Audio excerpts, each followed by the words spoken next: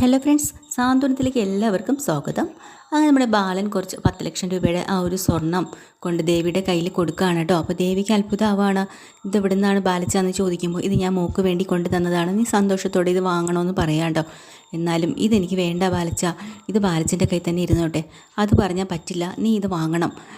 നിൻ്റെ കുഞ്ഞിൻ്റെ ഇനിയിപ്പോൾ പണ്ടത്തെ പോലെയല്ല, നിങ്ങളിപ്പോൾ ഒരു അച്ഛനും അമ്മയൊക്കെ ആയി, കുഞ്ഞിനും ഓരോ ആവശ്യങ്ങളൊക്കെ ഉള്ളതല്ലേ, അതുകൊണ്ട് ഇത് വേണം.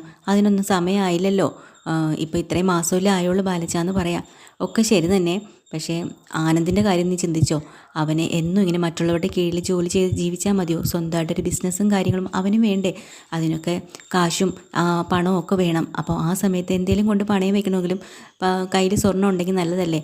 അതൊക്കെ അപ്പോഴല്ലേ ബാലിച്ച? ഇല്ല മോളെ, ഇപ്പം നമ്മളത് കരുതി വെച്ചാലേ അപ്പോഴത്തേക്ക് ഉപകാരപ്പെടുകയുള്ളൂ. പിന്നെ ഞാനൊരു കാര്യം നിന്നോട് പറയാം, നീ ഇത് വാങ്ങണം.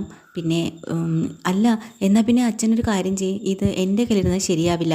എനിക്ക് ഇത് വയ്ക്കുന്നതുകൊണ്ട് ഇവിടെ ആരെയും വിശ്വാസം ഇല്ലായ്മ അങ്ങനെയല്ല, ഇത് അമ്മയുടെ കയ്യിൽ കൊടുത്താൽ വച്ചേക്കൂലേ.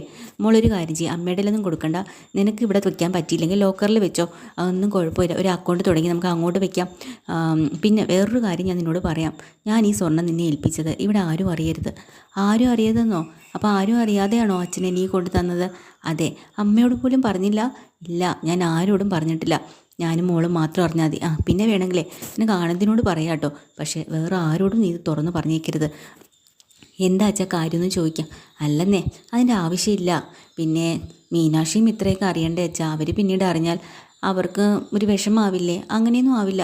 ഇതിപ്പോൾ ഞാൻ തരുന്നത് ഓരോരുത്തരുടെ പങ്കാണെന്ന് വിചാരിച്ചാൽ മതി. ഇപ്പം നീയാണ് ആദ്യത്തെ ഇതിൽ വന്നിരിക്കുന്നത്, നിനക്ക് ഒരു കുഞ്ഞുണ്ടാകാൻ പോകുന്നു, നിങ്ങൾ അച്ഛനും അമ്മയാൻ പോകുന്നു, അതുകൊണ്ട് ഞാനിത് നിനക്ക് തരുന്നു. പിന്നെ അവരും അതേ സ്റ്റേജിലേക്ക് വരുമ്പോൾ അവരവർക്കുള്ളത് ആ സമയം ഞാൻ കൊടുക്കും. അന്നേരം അറിഞ്ഞാൽ മതി ഓരോരുത്തരും. അതുകൊണ്ടാണ് ഞാൻ പറയുന്നത്, നീ ആരോടും ഇത് പറയരുത്, നമ്മൾ രണ്ടുപേരും മാത്രം അറിഞ്ഞാൽ മതി. എന്നാലും ബാലച്ച, ഒരു ബാലച്ചനും ഇല്ല, നീ ഇത് വയ്ക്ക് എന്ന് പറഞ്ഞ് അത് ദേവിയെ ഏൽപ്പിക്കുകയാണ്.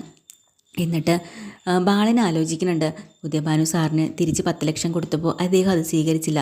ഇപ്പോൾ അതിൻ്റെ പൈസ കൊണ്ട് ഞാൻ ആഭരണം വാങ്ങി ദേവിക്ക് കൊണ്ടു കൊടുത്തപ്പോൾ ദേവിയും അത് സ്വീകരിക്കുന്നില്ല. കണ്ടോ എത്ര നല്ല മനസ്സാണ് ഇവരുടേതൊക്കെ എന്ന് ബാലൻ ചിന്തിക്കണം കേട്ടോ. എന്നിട്ട് ബാലൻ പുറത്തേക്ക് പോകണം. അപ്പോഴാണ് നമ്മുടെ ഗോമതി അവിടെ നിന്ന് വിളിക്കുന്നത്. ആഹാ ബാലേട്ടാ, എത്ര സമയമായി വന്നിട്ട്? വണ്ടി വെളിയിൽ വരുന്ന സൗണ്ട് ഞാൻ കേട്ടതാ, പക്ഷേ ബാലേട്ടനെ കാണാനില്ല. ഞാൻ ഇവിടെ മുഴുവനും നോക്കി, എവിടെ ആയിരുന്നു? അതല്ലെന്നേ, ഞാൻ കുറച്ച് പച്ചില മരുന്നുകളും കുഴമ്പും ഒക്കെ വാങ്ങി വന്നിരുന്നേ ദേവിക്ക് വേണ്ടിയിട്ട്, അത് അവൾക്ക് കൊടുക്കാൻ വേണ്ടി അങ്ങോട്ട് കയറിയതാ. അത് ശരി. പിന്നെ വേറെ എന്നാലും ബാലേട്ടൻ ഇങ്ങനെ ചെയ്തത് ശരിയായില്ല കേട്ടാ. എൻ്റെ അടുത്ത് പറയാതെ ചില കാര്യങ്ങളങ്ങ് മറച്ചു വെച്ചു ഇല്ലേ? അപ്പോഴാണ് ബാലൻ വിചാരിക്കണത്, ഉദയഭാനു സാറിൻ്റെ എന്തെങ്കിലും കാര്യം അറിഞ്ഞിട്ടാണോ ഇവളിങ്ങനെ ചോദിക്കണേ. അപ്പം ബാലൻ പറയാ, അല്ല അതിപ്പോൾ ഞാൻ പറയാതെ മറച്ചു വെച്ചെങ്കിൽ അതിന് കാരണമുണ്ടല്ലോ. എന്ത് കാരണം? എന്നോടെങ്കിലും തുറന്ന് പറയായിരുന്നു.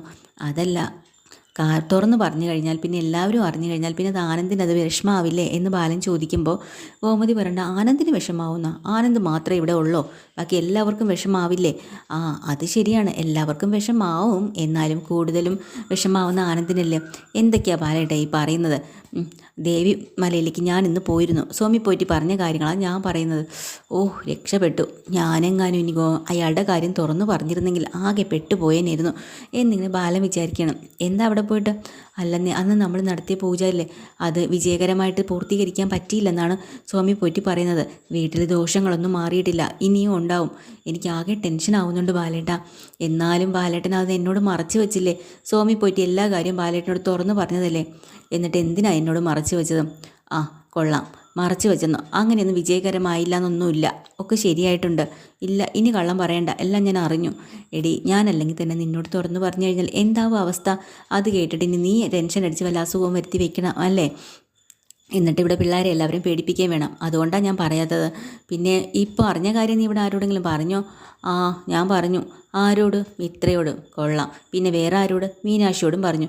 അവരോടൊക്കെ പറഞ്ഞ് അവരെയൊക്കെ പേടിപ്പിക്കേണ്ട കാര്യമുണ്ടോ നിനക്ക്?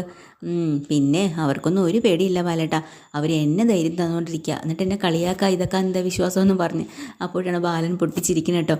എടി ഗോമതി, അല്ലെങ്കിൽ തന്നെ എനിക്ക് നിൻ്റെ മനസ്സ് നല്ലപോലെ അറിയാം. ഞാൻ എനിക്കോ മറ്റുള്ളവർക്ക് എന്തെങ്കിലും സംഭവിച്ചാൽ പിന്നെ നീ മനസ്സമാധാനത്തോടെ ഇവിടെ ഇരിക്കുമോ? അയ്യോ ബാലേട്ട, അങ്ങനെയൊന്നും പറയല്ലേ, തമാശയ്ക്ക് പോലും അങ്ങനെ ഒന്നും ചിന്തിക്കാൻ പോലും എനിക്കാവില്ല, അതുകൊണ്ടാണ് എന്നൊക്കെ അവരുടെ സംസാരം കേട്ടോ ഇങ്ങനെ നീണ്ടു പോവാണ്. അതൊക്കെ കഴിഞ്ഞ് ദേവി ആലോചിക്കുകയാണ്, ഈശ്വര എൻ്റെ അച്ഛനും അമ്മയോടും പോലും ഒരു പക്ഷേ പറഞ്ഞിട്ടുണ്ടാവില്ല ബാലച്ചൻ. ഇനി അവരെങ്ങാനും ഇത് അറിഞ്ഞു കാണുമോ, അവരോടെങ്ങാനും പറഞ്ഞു കാണോ, അങ്ങനെയാണെങ്കിൽ ഈ സ്വർണം അടിച്ചോണ്ട് പോകുമോ അവർ, അതുകൊണ്ട് പറയണ്ട. എന്നാലും ദേവിക്ക് വല്ലാത്ത കുറ്റബോധം തോന്നുന്നുണ്ട്. കാരണം മീനാക്ഷിയും ഇത്രയും സ്വന്തം സഹോദരിമാരെ പോലെയല്ലേ കാണുന്നത്. അവരോടെങ്കിലും ഒരു വാക്ക് തുറന്നു പറയാം. ഇനിയിപ്പം മിത്രയോട് പറഞ്ഞില്ലെങ്കിലും മീനാക്ഷിയോടെങ്കിലും ഈ സത്യം തുറന്നു പറയണം എന്നും പറഞ്ഞ് ദേവി അവിടെ നിന്ന് വെളിയിലേക്ക് ഇറങ്ങാണ്. മീനാക്ഷി ആകെ ടെൻഷൻ അടിച്ച് ഇങ്ങനെ അനുവിനെയും സുകന്യയും കൂടെ കാത്തു നിൽക്കാട്ടോ. വന്നിട്ട് വേണം ചില ചോദ്യങ്ങൾ അങ്ങോട്ട് ചോദിക്കാൻ. അതുകൊണ്ട് ഇങ്ങനെ കാത്തു നിൽക്കുകയാണ് അവരെ. അപ്പോഴാണ് ദേവി വന്നിട്ട് പറയാം, മീനാക്ഷി എനിക്ക് നിന്നോട് ചില കാര്യങ്ങൾ പറയാനുണ്ട്. എന്നോടോ? അതെ, എന്താ എടുത്തി പറയാനുള്ളത്? അതല്ല, കുറച്ച് കാര്യങ്ങൾ എനിക്ക് നിന്നോട് തുറന്നു പറയണം.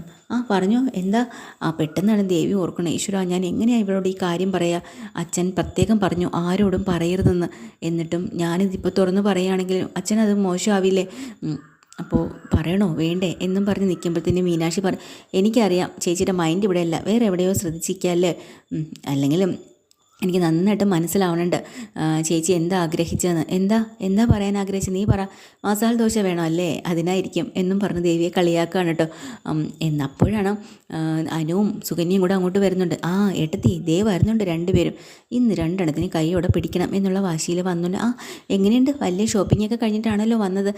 അതെ എന്താ ഇത്ര താമസിച്ചത്? അതാ ഇവളൊരു ബർത്ത്ഡേ പാർട്ടിക്ക് പോരുന്നില്ലേ, അവിടെ നിന്ന് ഇങ്ങോട്ട് വരാൻ ഒത്തിരി ലേറ്റായി, അതുകൊണ്ടാണ് എന്ന് സുകന്യ പറയാണ് കേട്ടോ. മീനാക്ഷിയാണെങ്കിൽ അനുവിനെ തന്നെ നോക്കുകയാണ്. അനുമോളാണെങ്കിൽ കൈയും കാലും വിറച്ച് മുഖമൊക്കെ ആകെ ടെൻഷൻ അടിച്ച് പരവേശമായിട്ട് നിൽക്കുകയാണ്. എന്താ അനുമോളെ നിൻ്റെ മുഖത്തൊരു ടെൻഷൻ? നീ എന്താ ഇങ്ങനെ നിൽക്കുന്നത്? ഒന്നുമില്ല. അപ്പം ഇനിയിപ്പോൾ ഇത് കൊളാക്കണ്ടെന്ന് വെച്ച് ദേവി ഇടയിൽ കയറി പറയാനുണ്ട്. അതേ മീനാക്ഷിയും വേറൊന്നും കൊണ്ടല്ല, അവൾ ചൂടത്തൊക്കെ വെയിലത്ത് പോയിട്ടൊക്കെ വന്നതല്ലേ, അതിൻ്റെ ക്ഷീണം കൊണ്ട് അവളുടെ മുഖം, അല്ലാതെ വേറൊന്നുമല്ല. അതെ അല്ലേ? ശരി.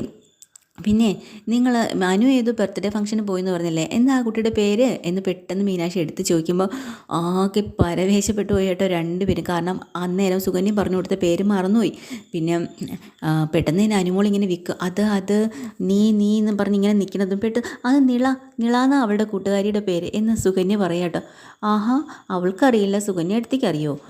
പിന്നെ അതുമാത്രമല്ല നിളാന്ന് തന്നെയാണോ പേര്? ഒന്നുകൂടെ ഒന്ന് ഓർത്ത് നോക്കിക്കെന്ന് വീണ്ടും ചോദിക്കുമ്പോൾ രണ്ടുപേരും ആകെ ഒരുമാതിരി ആയി നിൽക്കുന്നുണ്ട്. നമ്മുടെ അനുമോളാണ് ഏറ്റവും കൂടുതൽ ടെൻഷൻ അടിച്ച് നിൽക്കുന്നത് കേട്ടോ, പിടിക്കപ്പെട്ടു എന്നുള്ളത്. അപ്പം അതെ നിളാന്ന് തന്നെയാണ്.